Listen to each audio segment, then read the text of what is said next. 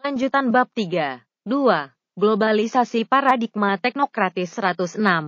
Masalah mendasar lain yang lebih mendalam ialah cara manusia mengadopsi teknologi dan perkembangannya dengan paradigma yang seragam dan hanya dari satu sudut pandang. Model ini mengagungkan konsep subjek yang, dengan menggunakan prosedur yang logis dan rasional, langkah demi langkah mendekati dan mengontrol objek yang ada di luar. Subjek berusaha mengembangkan metode ilmiah dengan eksperimen-eksperimen yang sudah jelas merupakan teknik kepemilikan, penguasaan, dan transformasi. Seolah-olah subjek berada di hadapan sesuatu yang belum berbentuk, sepenuhnya tersedia untuk dimanipulasi. Manusia selalu campur tangan atas alam, tetapi untuk waktu yang lama aktivitas itu berciri mendukung sambil menyesuaikan diri pada kemungkinan yang ditawarkan oleh benda-benda alam sendiri. Manusia menerima apa yang diizinkan oleh kenyataan alam sendiri, yang sepertinya mengulurkan tangannya.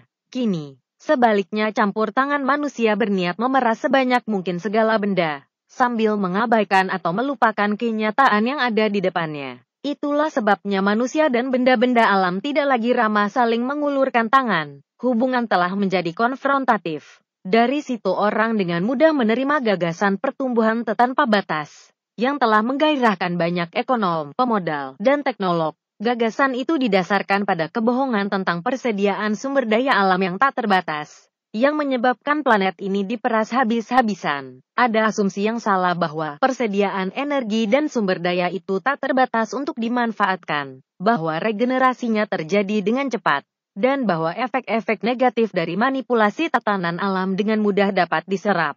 107. Dapat dikatakan bahwa akar banyaknya masalah dunia saat ini terutama kecenderungan, yang tidak selalu disadari, untuk menjadikan metode dan tujuan ilmu-ilmu teknik sebagai paradigma pemahaman yang dipaksakan, bagi kehidupan individu dan cara kerja masyarakat. Efek dari penerapan paradigma itu pada seluruh realitas, manusia dan masyarakat, menjadi nyata dalam degradasi lingkungan. Tapi itu hanya satu tanda dari reduksionisme yang mempengaruhi kehidupan manusia dan masyarakat. Dalam semua dimensinya, perlu diakui bahwa produk-produk teknologi tidak netral karena mereka menciptakan kerangka kerja, yang pada akhirnya membentuk gaya hidup, dan mengarahkan peluang-peluang dalam masyarakat ke arah kepentingan kelompok-kelompok berkuasa tertentu. Beberapa pilihan yang tampaknya hanya mengenai peralatan, dalam kenyataannya adalah pilihan tentang jenis kehidupan sosial yang ingin dikembangkan. 108. Ide untuk mempertahankan paradigma budaya yang berbeda dan menggunakan teknologi hanya sebagai instrumen saat ini tak terbayangkan. Paradigma teknologi sudah menjadi begitu dominan sehingga akan sangat sulit untuk mengabaikan segala sumber dayanya. Dan lebih sulit lagi untuk menggunakannya tanpa didominasi oleh pola pikirnya. Telah menjadi tindakan kontra budaya untuk memilih gaya hidup dengan tujuan-tujuan yang dapat, setidaknya sebagian, independen dari teknologi, dari biaya, dan dari kuasa yang menjadikan segalanya global dan massal. Sesungguhnya, teknologi cenderung menyerap segala sesuatu ke dalam logikanya yang ketat. Dan mereka yang hidup di tengah teknologi tahu benar bahwa apa yang pada akhirnya diperjuangkan dalam bidang ini bukanlah manfaat, dan bukanlah kesejahteraan umat manusia, tetapi dominasi. Suatu dominasi dalam arti yang paling ekstrim dari kata itu. 87 Untuk itu, orang berusaha merebut segala unsur alam dan kehidupan manusia.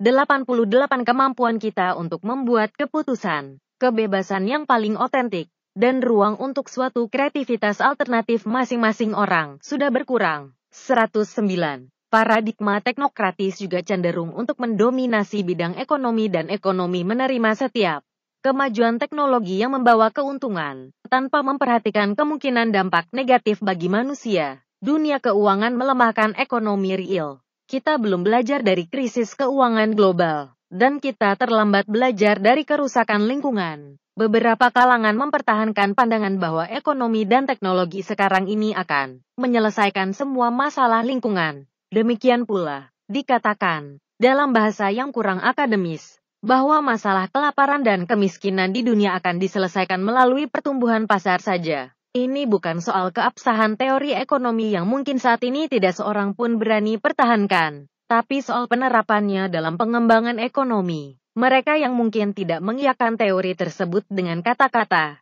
tetap mendukungnya dengan perbuatan yang tidak menunjukkan perhatian pada tingkat produksi yang lebih seimbang, distribusi kekayaan yang lebih baik, kepedulian terhadap lingkungan, dan hak-hak generasi mendatang. Perilaku mereka menunjukkan bahwa hal memaksimalkan keuntungan sudah cukup bagi mereka. Tetapi pasar tidak dengan sendirinya menjamin pengembangan manusia secara integral atau pelibatan sosial. Pada saat yang sama, kita menyaksikan semacam super development berbentuk hidup boros dan konsumtif, yang harus ditolak karena kontras dengan situasi penderitaan tak manusiawi yang berlangsung terus. Sementara kita amat terlambat dalam mengembangkan lembaga-lembaga ekonomi dan prakarsa sosial, yang dapat memberi orang miskin akses teratur ke sumber-sumber daya yang mendasar. Kita gagal untuk melihat akar terdalam dari ketimpangan saat ini yang terkait dengan arah, tujuan, makna, dan konteks sosial perkembangan teknologi dan ekonomi. 110.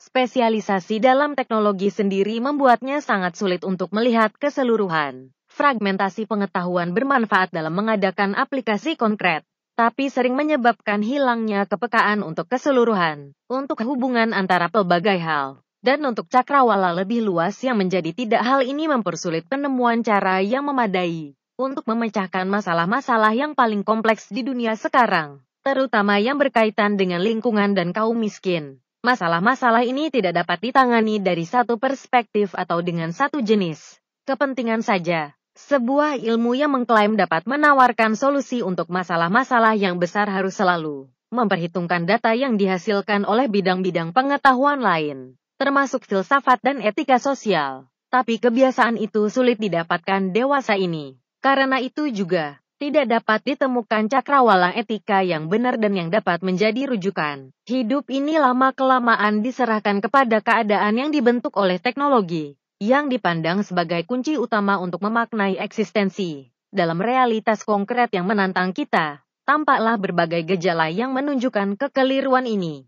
seperti kerusakan lingkungan, kecemasan, kehilangan tujuan hidup dan hidup bersama. Hal ini menunjukkan, sekali lagi, bahwa kenyataan lebih penting daripada gagasan. 111. Budaya ekologis tidak dapat direduksi menjadi serangkaian jawaban mendesak dan parsial atas masalah-masalah yang sedang muncul dalam kaitan dengan kerusakan lingkungan, menipisnya cadangan sumber daya alam, dan polusi. Dibutuhkan cara pandang yang berbeda, cara berpikir, kebijakan, program pendidikan, gaya hidup dan spiritualitas, yang membangun daya tahan terhadap serangan paradigma. Jika tidak, inisiatif-inisiatif ekologis yang terbaik pun akhirnya dapat terjebak dalam pola pikir global yang sama. Hanya mencari solusi teknis untuk masing-masing masalah lingkungan yang muncul, adalah mengisolasi hal-hal yang dalam kenyataan saling berhubungan, dan itu berarti menutupi masalah-masalah yang benar dan paling mendalam dari sistem global. 112.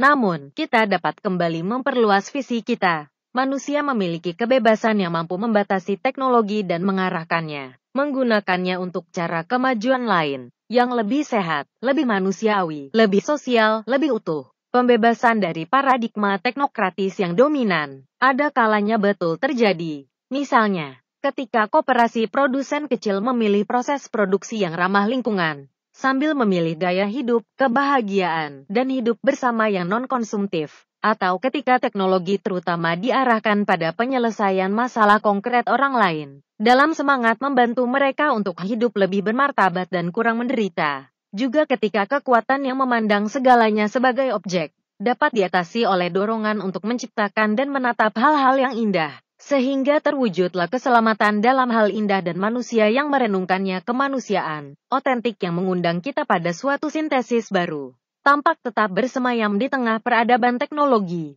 meski hampir tak kentara, seperti kabut yang masuk dari bawah pintu yang tertutup. Apakah janji ini akan berkelanjutan, dan tetap memancar sebagai tanda perlawanan tegas dari sisi semuanya yang otentik? 113.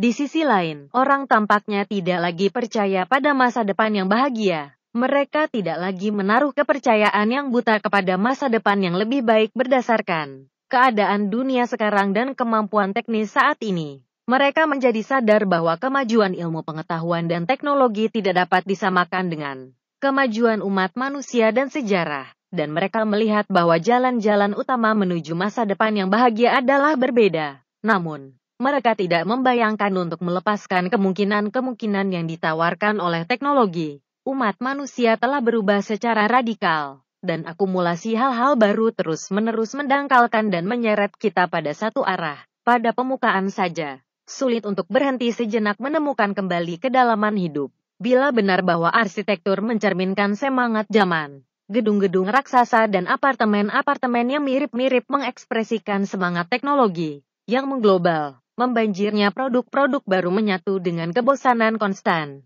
Mari kita menolak untuk menyerah kepada keadaan itu, dan berani bertanya tentang tujuan dan makna segala sesuatu. Kalau tidak, kita hanya akan melegitimasi situasi sekarang dan terus membutuhkan lebih banyak barang pengganti untuk mengisi kekosongan. 114.